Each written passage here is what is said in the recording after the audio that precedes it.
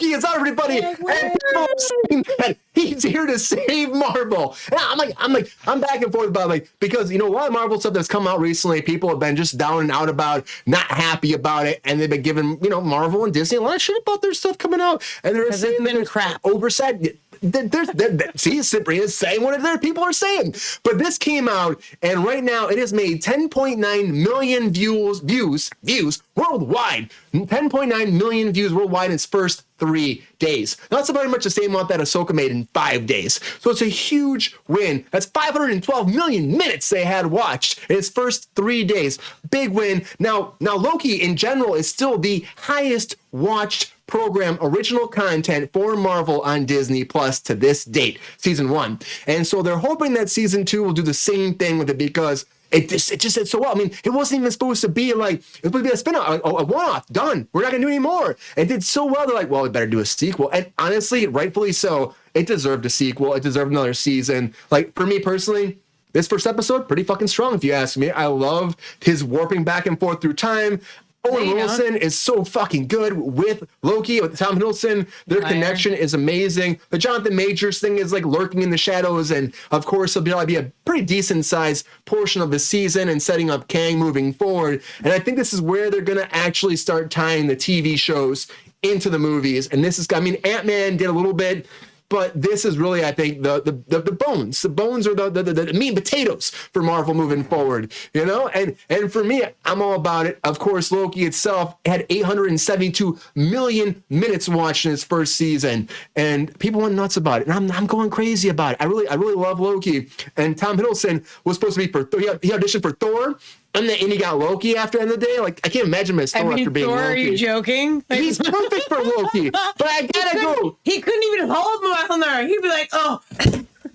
I gotta go to our resident comic book aficionado himself, Mr. Sean Sutherland. Sean, what do you think about Loki so far? Do you think it's a huge win for Marvel? And will it save the day and make Marvel go back to number 1 and the whole universe be fucking fixed? Hi, everybody. It's me. So excited to talk about Loki. It was great. This was exactly what Marvel needed to right their ship. There's still a lot of news out there that's saying they're kind of getting a whole new ship anyway. If you read what's going on with the Daredevil reboot, Daredevil Born Again, basically completely scrapping it. But the expectations were so high for season 1, and it exceeded it. And I was very glad to hear that Loki 2 came out, because there were just so many cool things in this show. Everyone knows me to be, yes, a big Marvel nerd, but not only am I a big Marvel nerd, I'm a specific type of Marvel nerd. I'm a guy that has collected every single issue of the What If comic book series. That is over 400 comics. I believe the current count's about 450, I want to say. Holy shit, Sean. I have all of them. I have all the single issues, even going back to the first series. I've got all of them, because it is one of my favorite concepts in comic books. That is changing continuity, changing these characters, change little imperceptible moments, that just have huge ramifications on the rest of the world. It's probably due to some mental illness I have, but it's I consider that all the time too. It's like, if I say this versus that, I go left, I go right. But Loki put together it was just put together so well, and there's so much detail and care and just precision in every single episode that I've seen, where there are little Easter eggs and little plot points and things that you kind of pull out from it, and it just rewards you every single time you show up for that show. And I'm so excited for season 2. Not only the fact that we get to, kind of see what's happening with Kang, how that's going to play into it, or how this kind of rolls out into the, this MCU season 5 or season 6 with all the goddamn Avengers movies for the next 20 years or whatever is coming from this. It's just really damn good. And Tom Hiddleston does great. The new addition to the cast, the guy that plays OB or Boris, Key. Yeah, okay. He was great. Yeah, he's so good. Fantastic. He's in hysterical. it. I mean, my wife. I'm having trouble reconciling with that. My wife Liz is a very, specific fan for Marvel and Disney. She loves to support my fandom. she was actually laughing audibly at this show because there were so many scenes just really well done. Owen Wilson was fantastic on it. The way he was worried so about his great. skin coming off. There's big expectations for season 2. We're not going to get all the answers. We're never going to get all the answers. That's just how Marvel has built their universe in the MCU the past 15 years or so. So don't expect us to answer all the questions, but at least let it, enjoy it for what it is and appreciate the fact that this is the kind of, when things are done right and like story and credence is given and real good attention to detail, like we can get a good show. This is not going to be She-Hulk. This is not going to be. She-Hulk was still all right. It was okay. This is definitely not Secret great. Invasion. This is definitely not Secret Invasion. And yeah, I mean, I was more pumped to watch this show than I was the last couple of shows that have come out for it, just because of. I mean, yes, Tom Hiddleston's a fantastic actor, and what he's done with the characters is amazing, and just the everything that goes here in Loki. But I'll shut up now because you went back. Sean, what's your favorite of these three? What if Gwen Stacy didn't die? What if Spider-Man joined the Fantastic Four? And there's one more. What if Elektra lived? Actually, I'll be honest with you. Good job, chat. That is great that's from a the deep, chat. Wow. That actually is probably one of the better ones of the issues. Like Spider-Man joining the Fantastic Four, like that was an okay one. It was a good starting point for it. But the death of Gwen Stacy is still one of the biggest monumental comic book events to ever happen in comic books, and so I really appreciated that issue.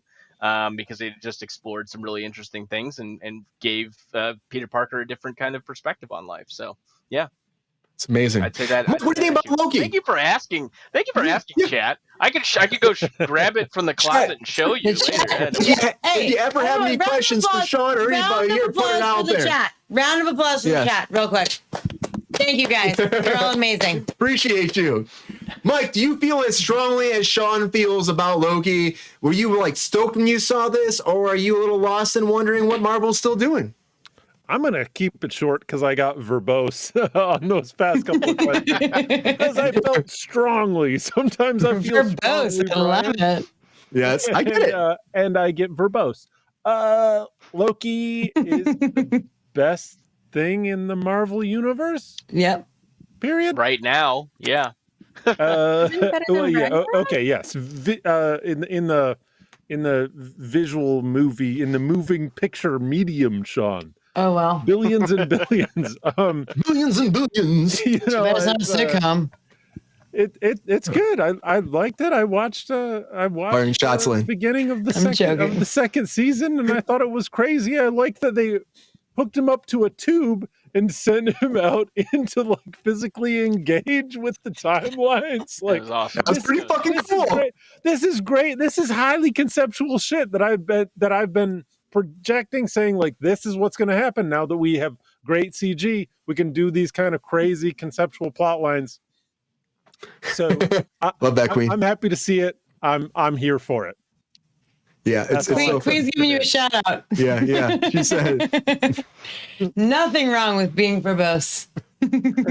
What we tie ask Sean fast before we move on? Oh, Sean, do you follow sitcoms? Sitcomics? Sitcomics. Yeah, you're missing half the joke there, Sabrina. Well, I got the joke. I'm bringing it back to my love of sitcoms. A little throwback to Lynn. Apologize for putting you in the crosshairs. Send your address to the cruise control team, and I'll send you this Jim Rugg autographed Hulk sketch. Whoa! Oh, Ty.